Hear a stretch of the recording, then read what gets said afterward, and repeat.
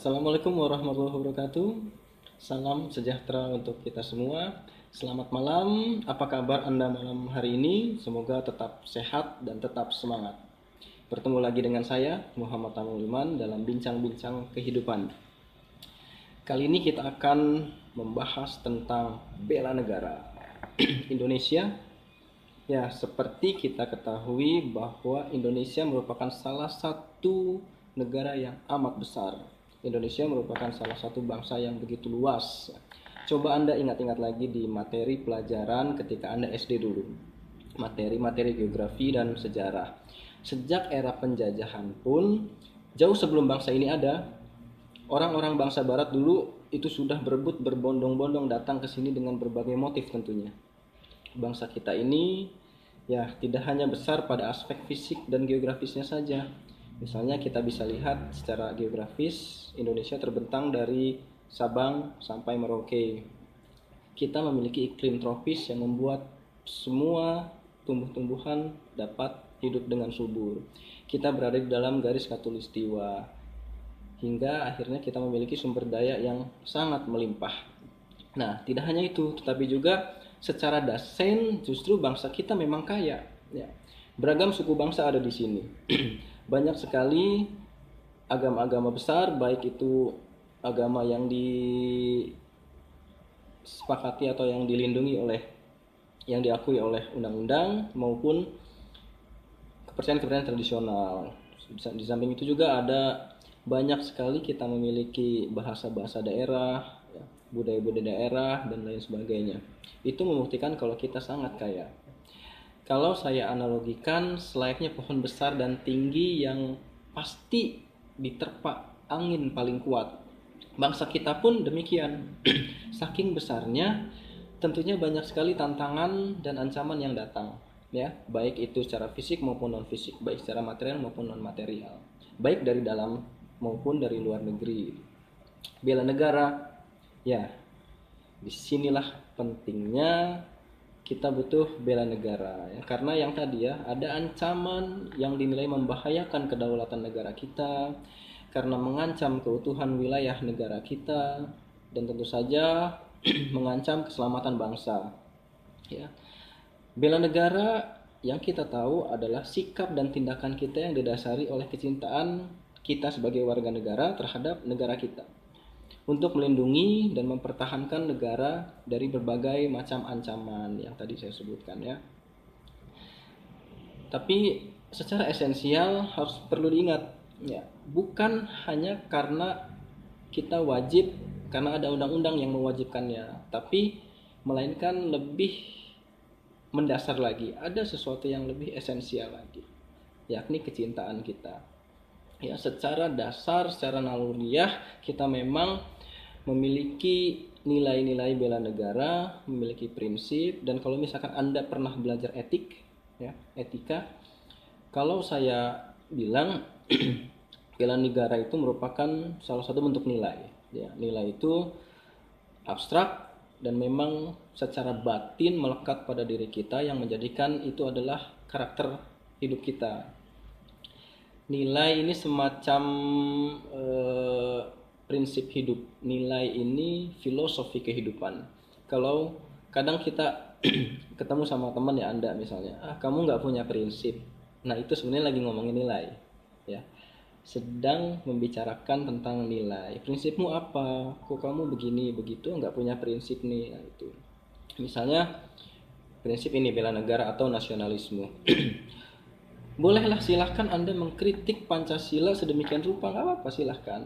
Tapi ketika Anda melecehkan Pancasila, saya akan berada membela paling depan. Nah, itu namanya bela negara, prinsip hidup. Ya.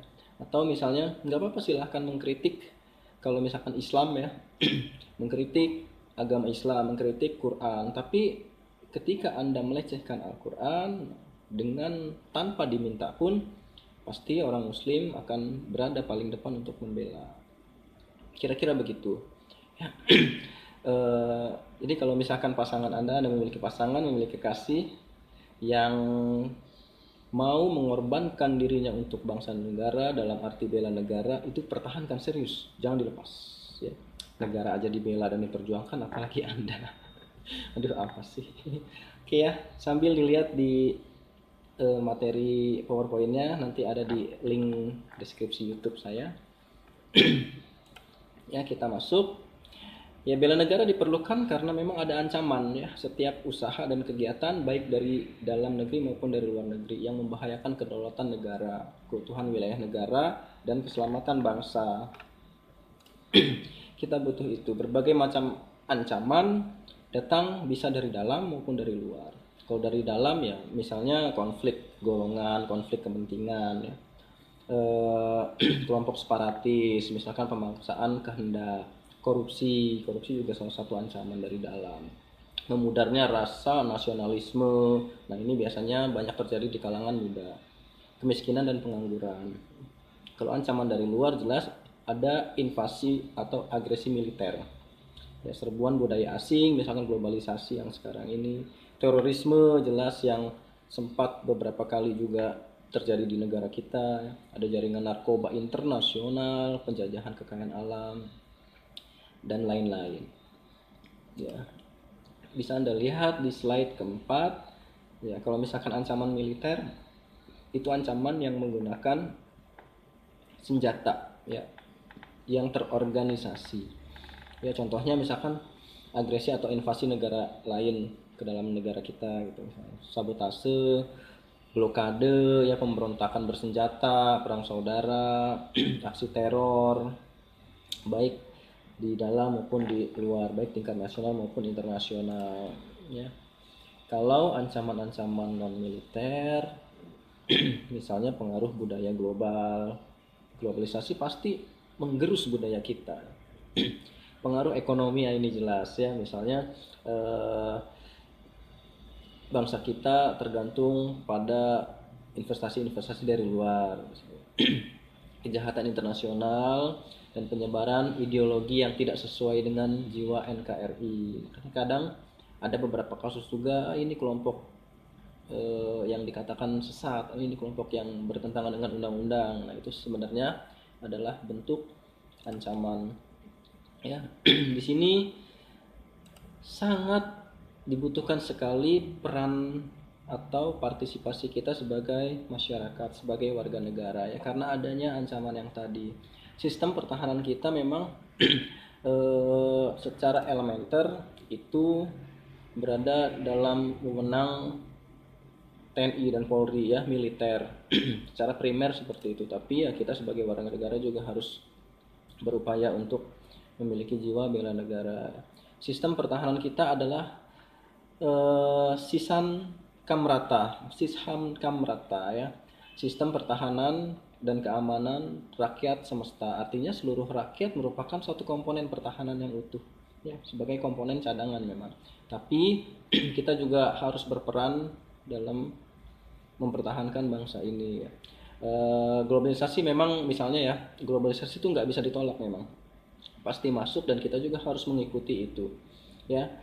Nah, inilah ancaman yang paling jelas ya dalam konteks non militer, sehingga memerlukan keterlibatan kita sebagai masyarakat secara sungguh-sungguh. Makanya Anda sebagai mahasiswa perlu belajar bagaimana mengantisipasi perubahan, bagaimana mengantisipasi gerusan dari globalisasi yang datang ke kita ya. Bentuk-bentuk usaha pembelaan negara banyak sekali. Yang pertama ada pendidikan kewarganegaraan, ini sudah diberikan secara masif juga di beberapa mata kuliah atau mata pelajaran tertentu yang secara khusus membahas tentang pendidikan kewarganegaraan. Ya, ada pelatihan dasar militer, ada pengabdian sebagai prajurit TNI, dan terakhir pengabdian sesuai dengan profesi masing-masing nih. Kalau misalkan saya sebagai tenaga pendidik itu bagaimana perannya, misal sebagai jurnalis juga seperti apa, dan Anda sebagai mahasiswa juga seperti apa dalam bela negara ya. Nah, untuk slide ke-9 coba Anda lihat ya, di sini dijelaskan tindakan nyata mahasiswa dalam usaha bela negara. Misalnya tidak terlibat dengan narkoba. Nah, ini kalau misalkan terlibat dengan narkoba kan merusak ya. Narkoba ini kan salah satu kejahatan besar juga. Ini tidak hanya merusak Anda sendiri, tapi juga merusak generasi muda, ya. Karena biasanya kecenderungan untuk terlibat dalam narkoba ini adalah menular. Tidak ikut tawuran, yang suka rusuh nih, jangan lah ya. Boleh mengaspirasikan keinginan dalam bentuk-bentuk yang positif, tidak ikut mabuk-mabukan atau minum-minuman keras, tidak berbuat onar di kampus maupun di lingkungan masyarakat. Kalem aja, santai ya. Rajin belajar. Nah, ini nih, Anda sebagai mahasiswa harus rajin belajar. Coba berprestasi juga. Yang sederhana lagi, membantu orang tua di rumah. Nah, ini bela negara nih, jangan macam-macam. Sederhana sekali sebenarnya. Menghormati agama orang lain, toleransi ya. Karena ini kan menghindari perpecahan. Jadi kita harus mengerti. Aktif dalam kegiatan kegiatan pemuda, organisasi, misalnya pramuka, PMR, BEM, nggak apa-apa, silahkan. Yang penting itu positif. Aktif dalam kegiatan atau event-event olahraga, ya, kesenian, ya, pecinta alam misalnya, atau kelompok-kelompok diskusi, kelompok-kelompok debat tertentu, kelompok-kelompok keilmuan. Nah, ini juga sangat positif. Ini sebenarnya beberapa bentuk atau corak bentuk pembelaan terhadap negara secara sederhana yang bisa dilakukan oleh Anda sebagai mahasiswa. Ya, tujuan negara kan melindungi segenap bangsa Indonesia yang memang ada, ya, bisa kita lihat di dalam undang-undang alinea keempat kalau nggak salah, ya. Fungsi negara itu sedikitnya ada 4 poin ya. Yang pertama, melaksanakan penertiban dalam masyarakat. Untuk mencegah terjadinya bentrokan-bentrokan atau pertikaian masyarakat, negara hadir ya, untuk melaksanakan penertiban ini dengan cara mengatur hubungan manusia dalam masyarakat. Makanya ada norma, ada undang-undang. Norma atau undang-undang ini kan mengikat. Tujuannya adalah mengatur kita supaya kita nggak rusuh, ya, nggak tawuran. Ya, yang kedua, fungsinya adalah melaksanakan pertahanan dan keamanan ya. Negara berfungsi untuk mencegah atau menanggulangi berbagai macam ancaman, gangguan, hambatan, dan tantangan, ya, baik dari dalam maupun luar. Untuk itu, negara harus memiliki angkatan bersenjata yang kokoh, ya, militer yang kuat, serta alat-alat pertahanan yang memadai, supaya tercipta ya pertahanan keamanan yang solid. Selanjutnya, fungsi ketiga, mengusahakan kesejahteraan dan kemakmuran. Negara berkewajiban mengusahakan tercapainya kemakmuran dan kesejahteraan bagi seluruh rakyat. Untuk itu, pemerintah harus melaksanakan pembangunan yang merata di segala bidang, baik kota maupun desa. Ya, sekarang sudah mulai nih, kayak misalnya digitalisasi sekolah, tidak hanya di kota-kota besar, tapi juga di berbagai daerah-daerah di Indonesia, di perbatasan, di pedalaman tertentu sudah mulai pemerintah itu merambah atau mengupayakan untuk digitalisasi sekolah. Ini dalam bidang pendidikan. Infrastruktur juga sudah mulai digalakan sekarang ya. Bisa kita lihat secara kasat mata hasilnya. Yang terakhir, menegakkan keadilan dalam masyarakat. Ya, keadilan adalah merupakan hak bagi setiap manusia dan setiap orang harus memperoleh rasa keadilan, mendapatkan hak-haknya serta terhindar dari tindakan kesenang-wenangan. Fungsi ini dilakukan melalui lembaga peradilan yang ada di negara kita. Intinya, kita sebagai warga negara harus berkomitmen secara sadar untuk setia dan membela bangsa kita dari berbagai macam ancaman. Itu saja. Terima kasih. Kita bertemu di lain waktu di jam tayang yang sama. Saya Iman. Wassalamualaikum warahmatullahi wabarakatuh. Bye.